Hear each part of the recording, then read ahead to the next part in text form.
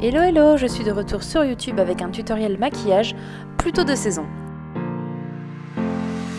Alors je commence par appliquer mon fond de teint qui est le Fenty Beauty by Rihanna en teinte 150 et je trouve que c'est un très bon fond de teint, il a une très bonne couvrance et vous voyez qu'en ce moment j'ai pas mal d'imperfections, il va vraiment bien les camoufler.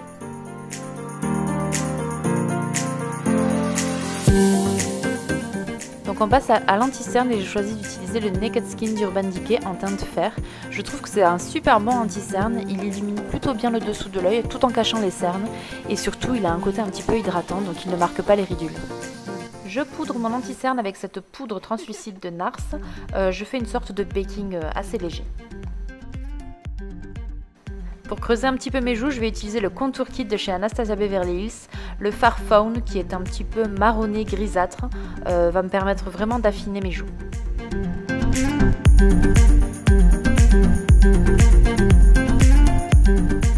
Et je viens l'appliquer avec mon pinceau BK qui est le Perfecting Brush que je trouve vraiment génial. Je trouve qu'il a vraiment la forme parfaite pour appliquer ce genre de produit.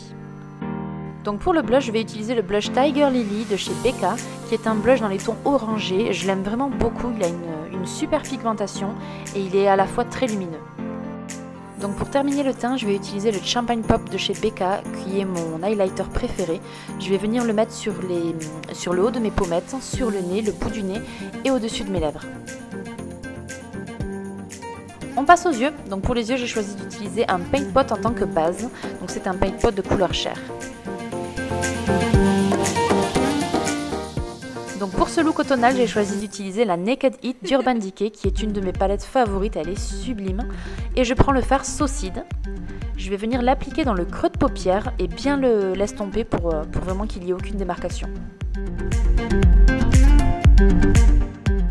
Je prends ensuite le fard Cayenne et je vais venir intensifier un petit peu mon creux de paupière.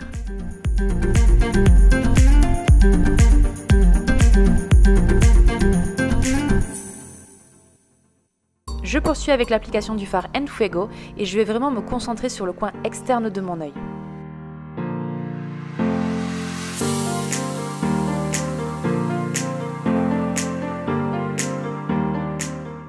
Je vais maintenant appliquer le fard Ounce qui est un blanc lumineux au niveau de mon arcade sourcilière pour illuminer un petit peu tout ça.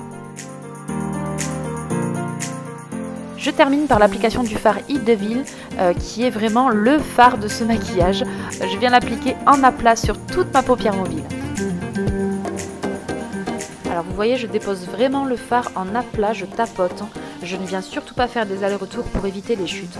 Et je passe un petit coup de pinceau pour estomper tout ça. Mon ras de cils inférieur, j'utilise exactement le même fard que je vais venir appliquer surtout sur le coin externe. Et avec un autre pinceau, je vais venir fumer un petit peu tout ça.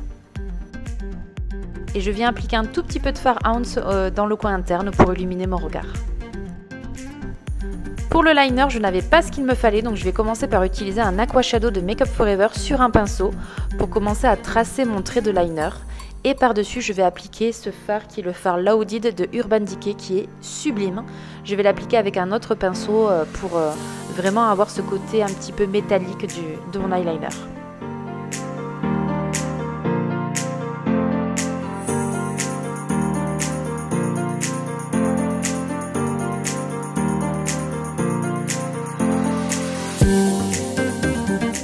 Pour le mascara, comme d'habitude, c'est le volume de Chanel qui est mon préféré de tous les temps. Voilà pour les yeux, je trouve vraiment que ce sont deux couleurs qui se marient bien ensemble. On termine ce look avec la bouche, donc je vais passer aux lèvres. Je vais commencer par appliquer un crayon contour des lèvres sur toute ma bouche. C'est le crayon Soar de chez MAC. C'est un crayon un petit peu marronné que j'adore porter seul, mais cette fois-ci je vais l'utiliser avec un rétro mat de chez MAC en teinte Burn Spice et en fait qui est un petit peu marron et qui va vraiment parfaire ce look. Et je vais venir le fondre avec un pinceau. Et voilà, mon maquillage est terminé, j'espère vraiment qu'il vous a plu. N'hésitez pas à le reproduire, à me taguer, m'identifier, etc. À me suivre également sur les réseaux sociaux. Je vous embrasse très fort et je vous dis à bientôt.